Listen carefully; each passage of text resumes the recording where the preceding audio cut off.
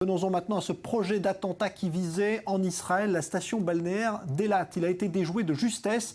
Un attentat à la bombe, semble-t-il, préparé par deux Palestiniens originaires de Jérusalem-Est. Joseph Emmanuel. Ils sont soupçonnés d'avoir préparé un attentat à l'explosif dans l'hôtel Rio à Elat. Nous sommes dans le sud d'Israël.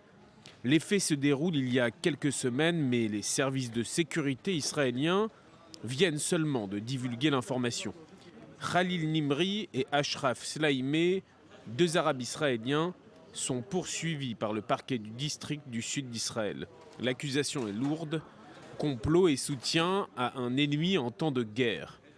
C'est dans la cité balnéaire d'Elat que les deux hommes se sont rencontrés. À l'époque, ils travaillent ensemble dans un hôtel. Les deux hommes ne réfutent pas l'accusation. Nimri a même déclaré qu'il voulait venger la mort de son ami d'enfance tué en octobre. L'ami d'enfance, c'est Fadi Aloun, un jeune Palestinien qui a commis une attaque au couteau il y a quelques semaines à Jérusalem. La police israélienne l'a abattu au moment de son attaque. Selon l'acte d'inculpation, Khalil Nimri avait d'abord proposé de mener une attaque au couteau. Son objectif, tuer un juif religieux, mais son collègue l'aurait convaincu de changer de plan pour ne pas se faire arrêter.